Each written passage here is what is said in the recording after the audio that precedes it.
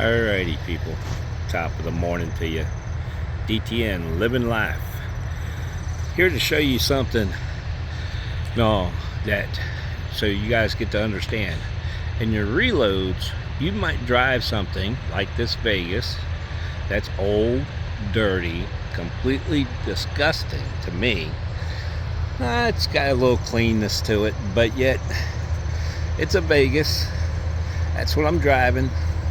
And we picked this up in, I can't even think what town, E-Town, Elizabethtown, Pennsylvania. And what Dawn's driving is the newer version Vegas. Now, she's 1 year old.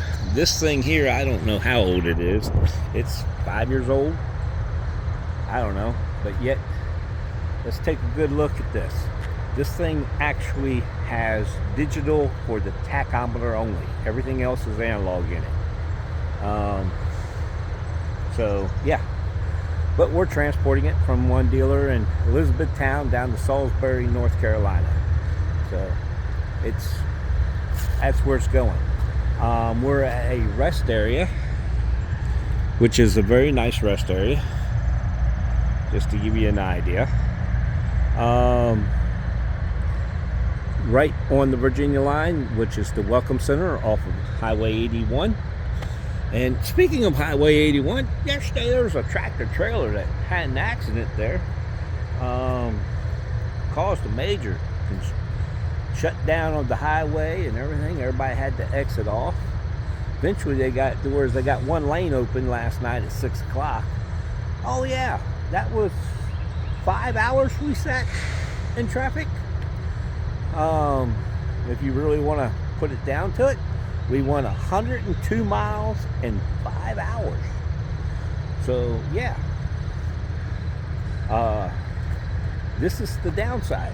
This is where you run into your negatives of another negative towards doing RV transporting or doing any transporting across the United States.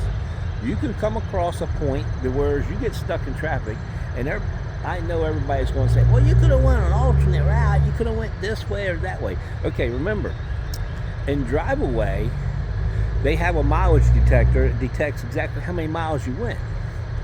Okay, that's tachometer. And I'm going to turn this around and just show a little bit of the unit while I'm talking here. The tachometer in this thing tells you how many miles you went. Well, you aren't allocated for a certain amount of miles. If you go 6%, more than 6% above that, you get charged. You can be charged. Let's change that word. You can be charged. Okay? So, that's where this sits at. Okay? Now, these two Vegas looks really good sitting together. Looks like somebody's really going out on a family outing here. But yeah. So, yeah, it's pretty nice. No, to think that you can go an alternate route, but you really can't. That 6% gets used up quickly with pulling over for fuel, pulling over to get something to eat, pulling off to go take a nap, whatever it takes for your driving experience. The thing of it is that show up here into the trees area. The thing of it is that so you really don't have that much of an alternate route you can go. So you stick to the path that they've got you on. Okay? But at the same time, you can go to that alternate route if you absolutely have to, or if the police direct you to. No, there's no ifs, ands, or buts about it. But at the same time, you got to think about the height that you're driving. Let's take another look over here. Yeah, the height that you're driving, the lengths and all that good stuff, and maneuvering that throughout the cities. You can't do that very easily. So yeah, it becomes a questionable point of getting that done. But so I mean, you really got to take into consideration all the equations here.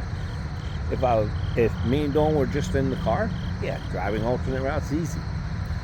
When you're in a RV and you're traveling two together, you got to make sure you go through red lights together. You got to make sure you go through all the different traffic indications together. So yeah, there's a little bit difference there. So it becomes a little bit more difficult when you're in a caravan.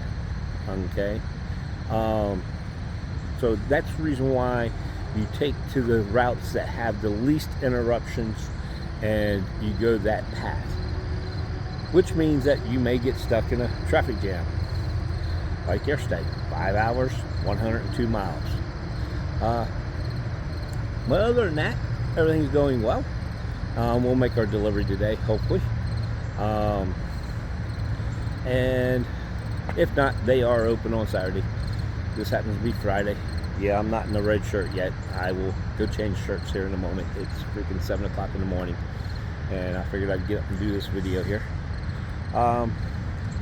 Let's see here. What else is there? Not much of anything else. After this, we'll head back to Elkhart, drop Dawn off, and then I've got a unit going to Florida somewhere, 1,100 miles. So I will make that delivery there.